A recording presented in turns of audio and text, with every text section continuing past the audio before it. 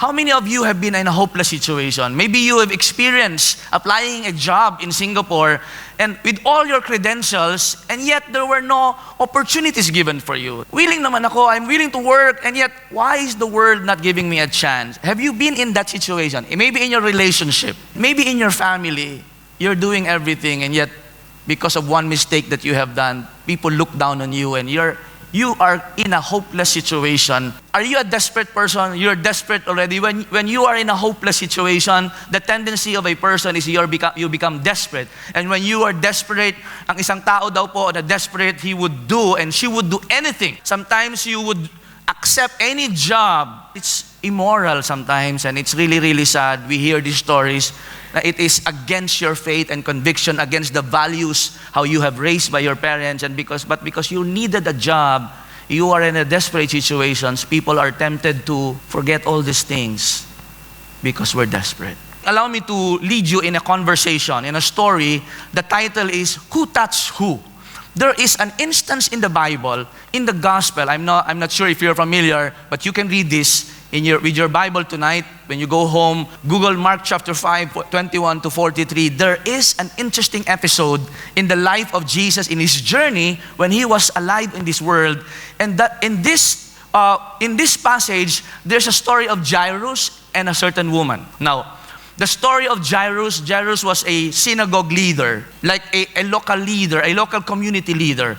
In the translation of the New Testament, Jairus was a president, a presiding officer of a certain local religious community. If we can count the context today in our modern situation, he is a local parish priest or a pastor like me. So Jairus was a well-known person in his town. And he has a very good status and classification in the society from the point of view of many people in his time. Jairus was an important person. But Jairus was desperate. And in his desperation, he was willing to do anything, even if it violates his friendship, even if it violates his belief.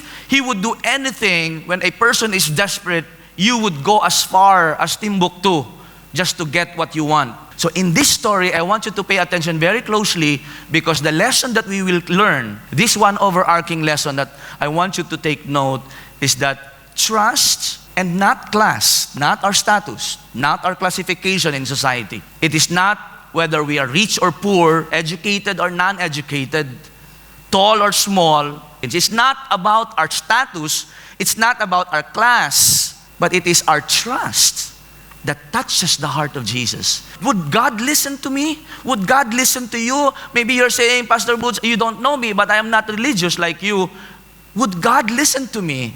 Would God listen to my cry and my prayer? Would God prefer the educated than the less educated? Is God preferring those who are in the middle class? Or is God has a preference for those who are in the A level or in the B level? But today, in this story of Jairus and the woman, Mark, the writer of the Gospel of Mark, is telling us in a glaring fashion that trust and not class touches the heart of Jesus. If you want to touch the heart of Christ, if you want God to listen to your prayer, do not present your status or your class in life.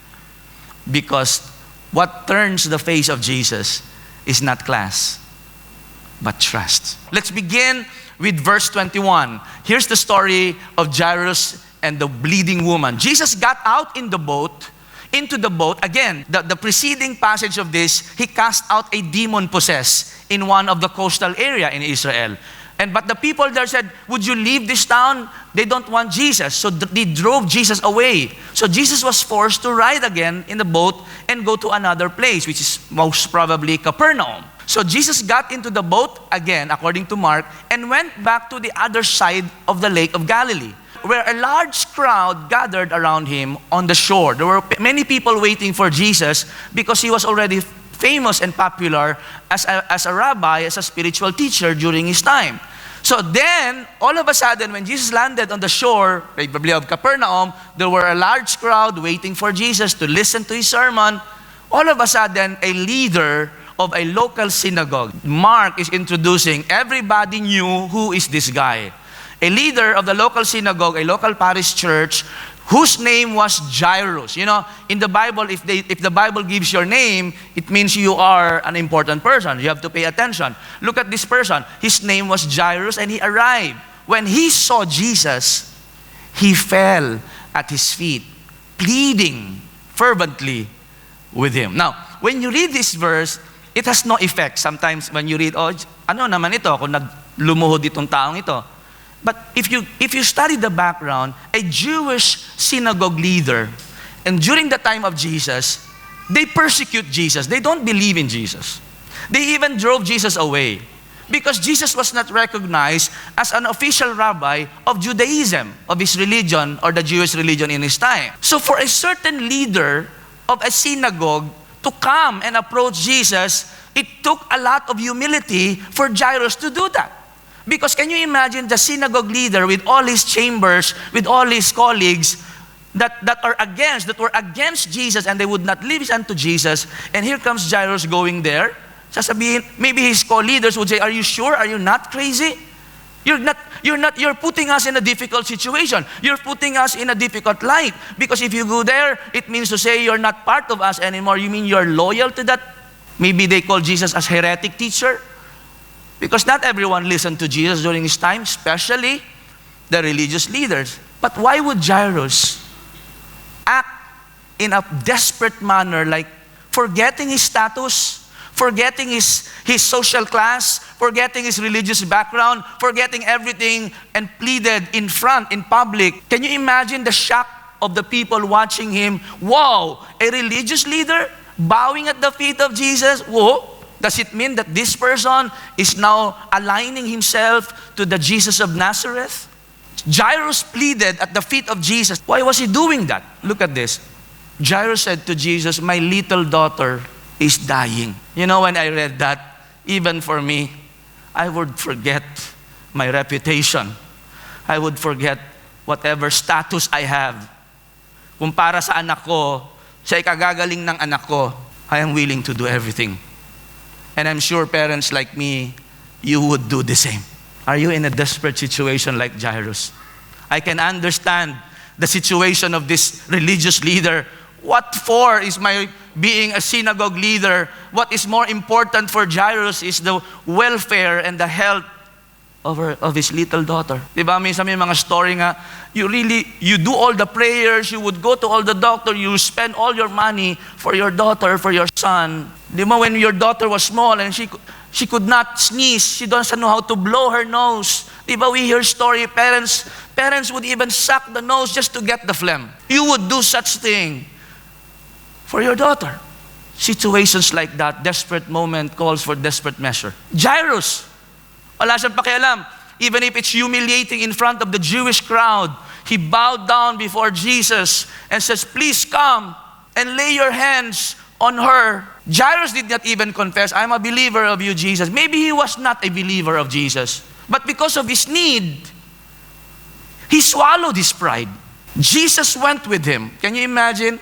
In front of the crowd, if I was one of the crowd, when this leader bowed at the feet of Jesus, I was observing, would Jesus go? Did Jesus know that this man is criticizing him? Maybe this is one of the leaders who drove Jesus away and would not even welcome Jesus to preach in the synagogue. And here this man trying to plead for Christ. And you know what Jesus, the way he behaved? Look at Christ. Jesus went with him. Did Jesus say to this man, hey, I want to know your status first. Are you a good person?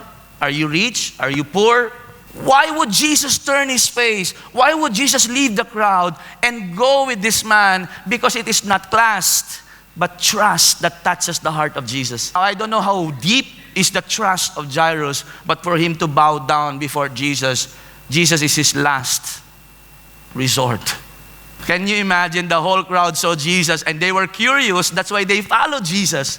They got so curious. Wait, ano mangyayari? Let's go. Sundan natin. Ano mangyayari? What would Jesus do in the house of Jairus? Maybe there's going to be a miracle that is going to happen. Let's go and let's watch and observe. So the whole crowd followed Jesus and Jairus. Now here comes the situation. Picture this in your mind. Crowd, big crowd following Jesus, and Jesus walking side by side with Jairus. Jairus was a famous person in the town because he was one of the leaders of the synagogue.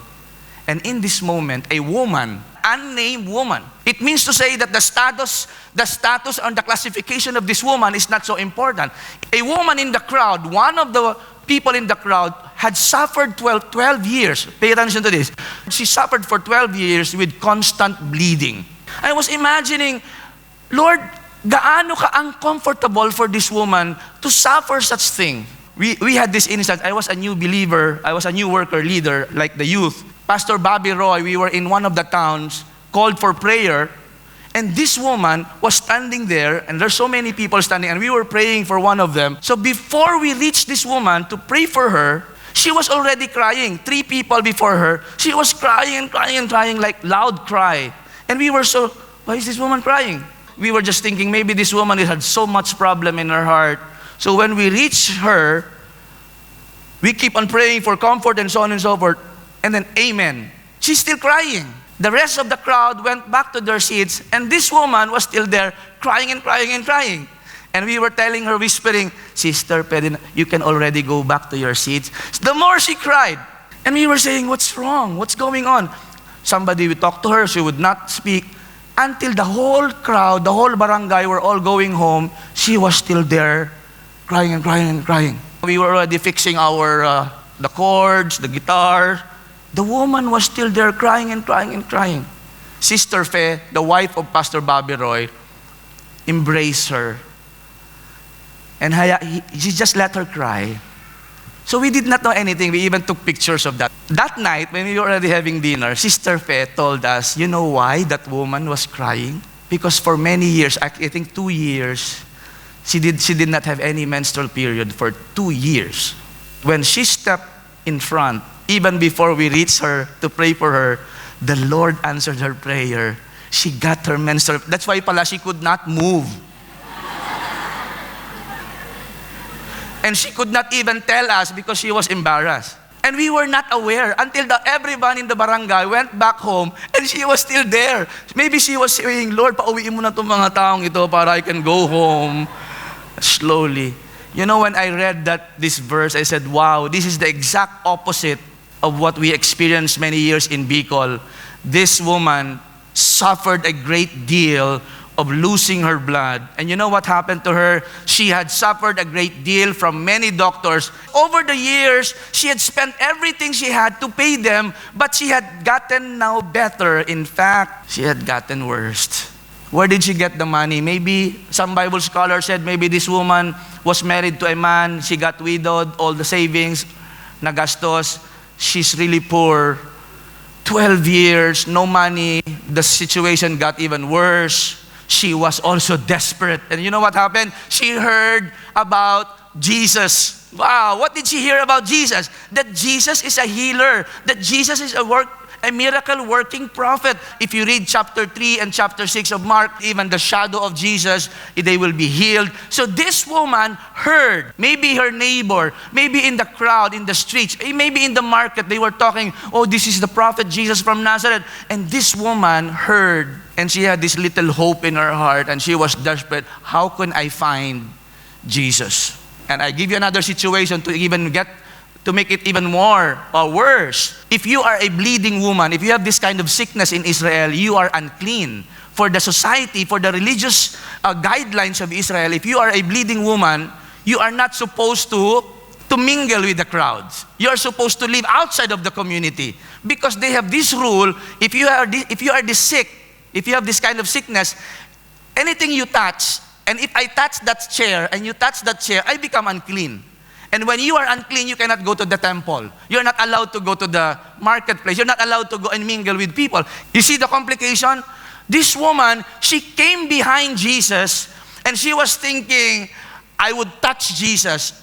And I said, hindi ba niya inisip? Did she not think that when she touched Jesus, that's a violation because you make Jesus unclean? But praise God, Jesus is so clean that if you touch Him, He will not become unclean. You will become clean. Only Jesus, if you touch Jesus, if we are impure, if you touch the pure, He will not be impure, you will become pure. Because the power of Jesus is greater than our uncleanness. The sin of people, when you touch Jesus, you don't make Jesus sinful. He makes you righteous.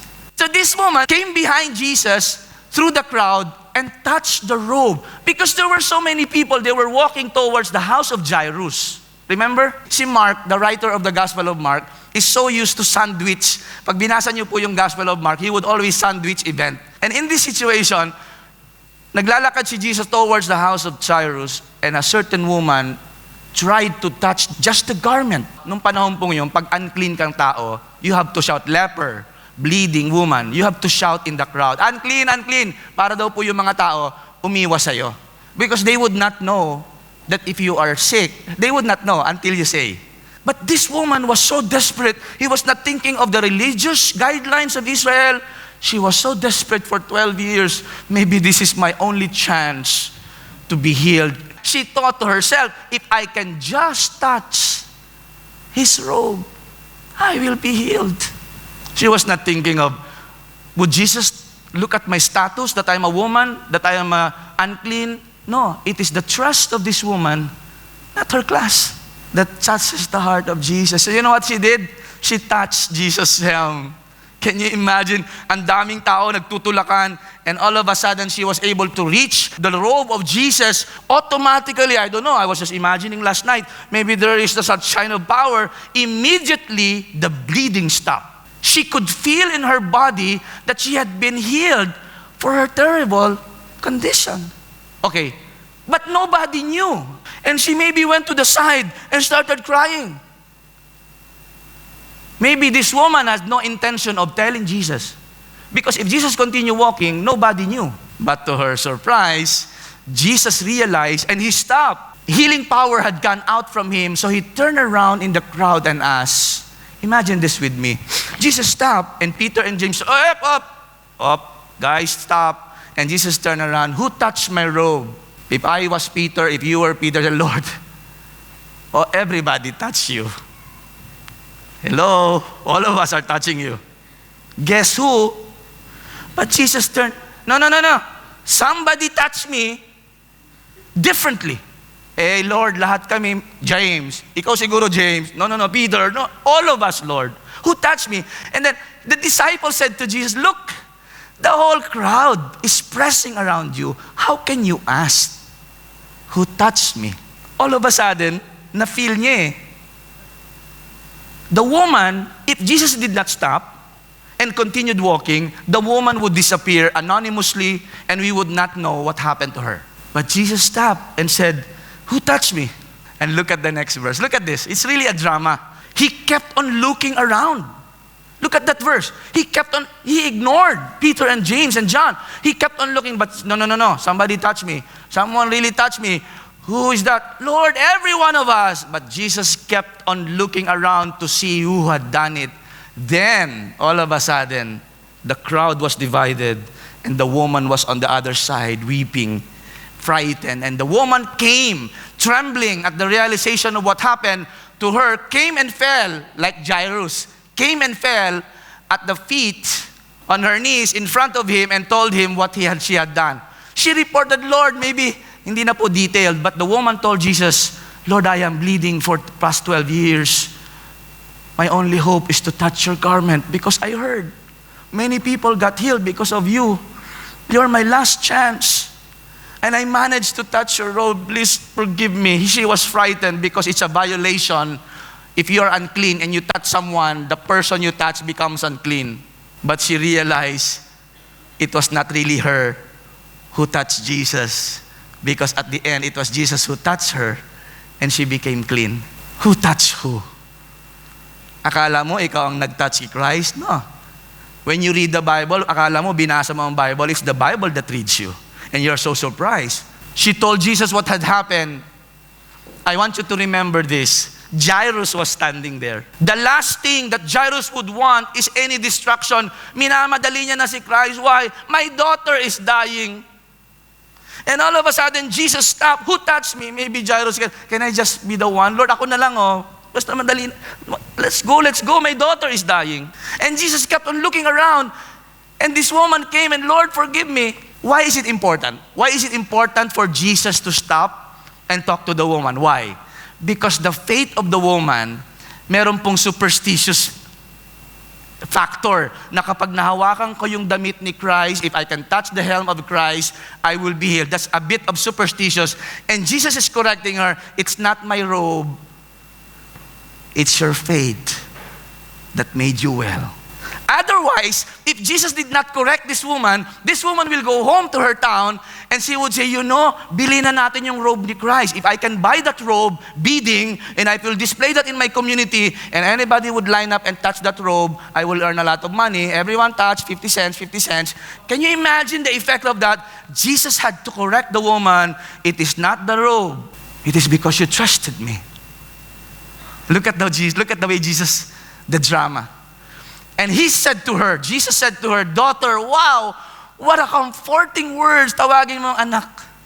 Tinawag siyang anak ni Christ. Daughter, your faith, your trust, your confidence has made you well. And look at this. Go in peace. For the Jewish people, the peace is a product of a right relationship with God. Mark is telling us that this woman is not only healed physically, but also spiritually. Your suffering is over. Mga kapatid, don't forget about Jairus. Jairus was there, standing by the side of Jesus. The original intention is from A to B, from that place to Jairus' house. But they were intercepted in the middle.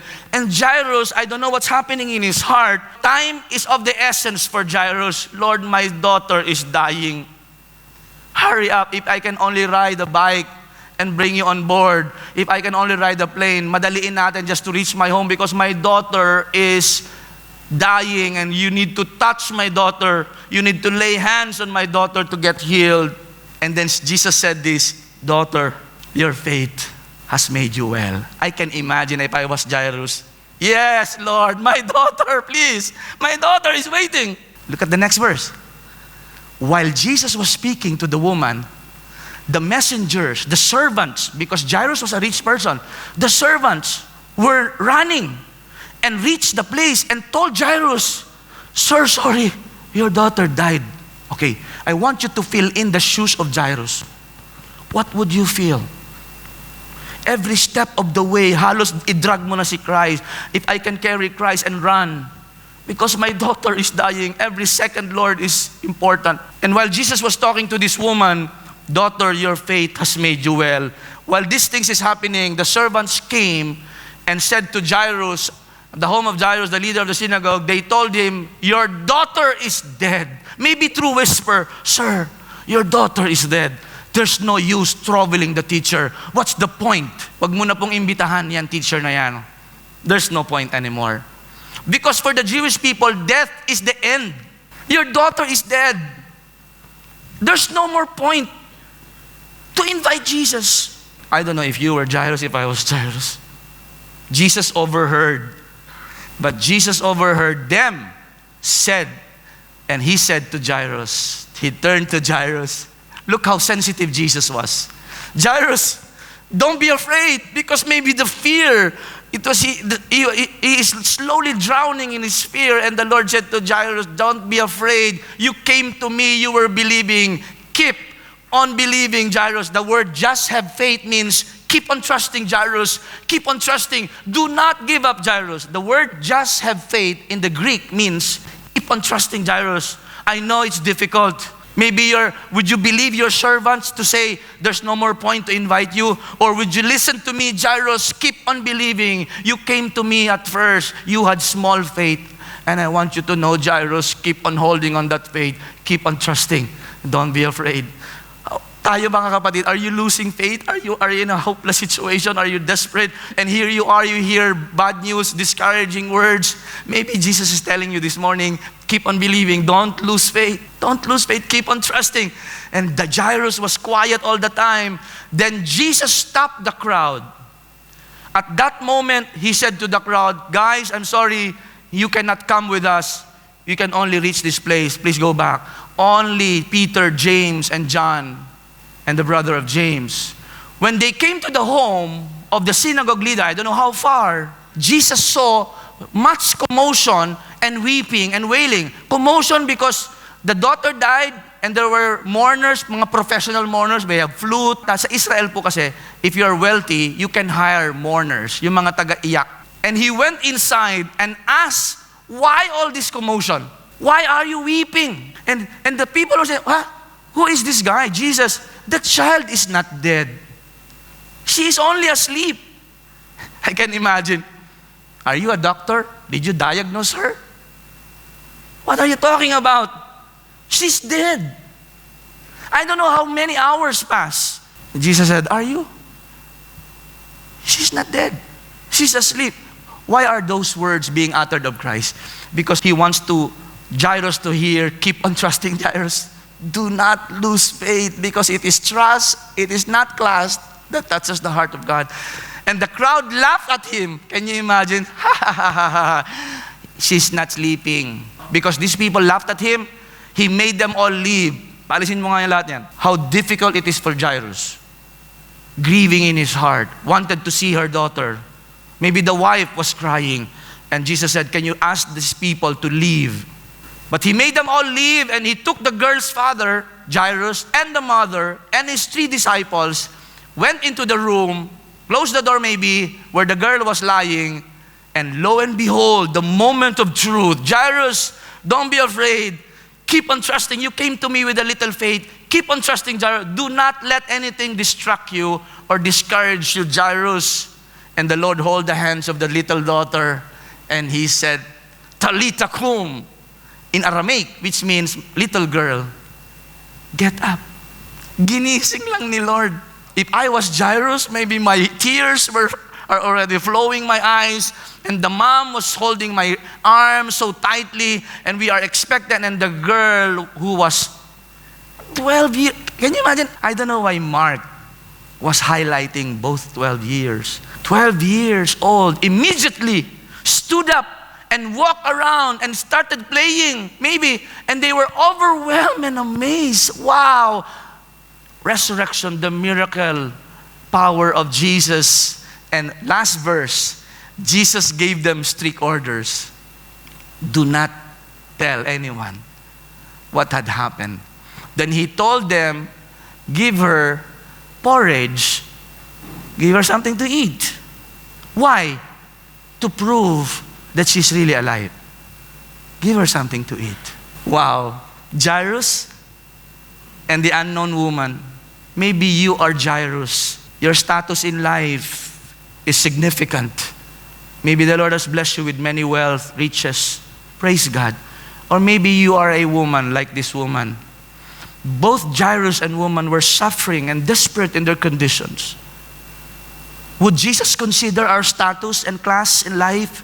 Would Jesus look around simply because we are influential, simply because we are rich, good, poor, or whatever? No, it is the trust, not the class, that touches the heart of Christ. How is your situation today?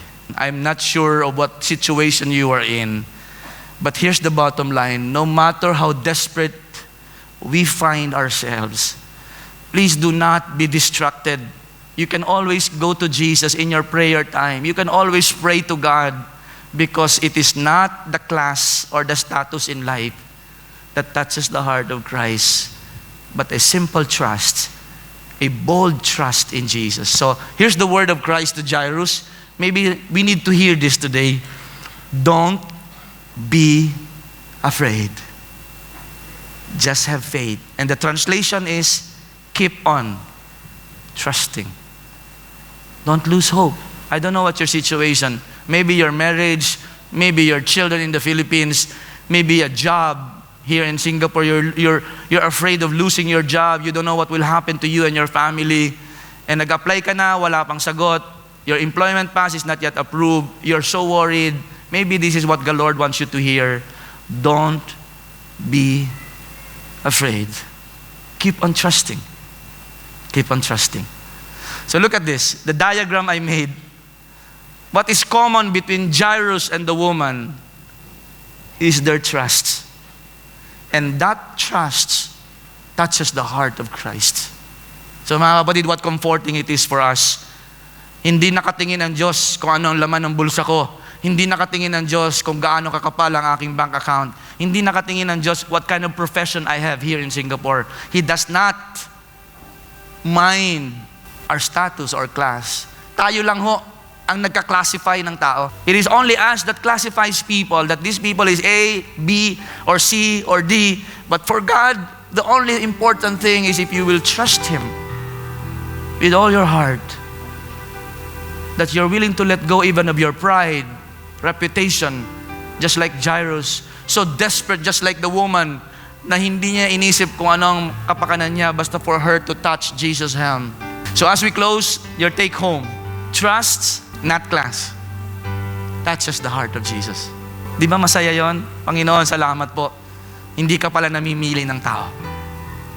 Ang mahalaga sa Diyos, may tiwala tayo na lumalapit sa Kanya. I would encourage you, no matter what kind of burden you have on your shoulder, bring your case to Jesus.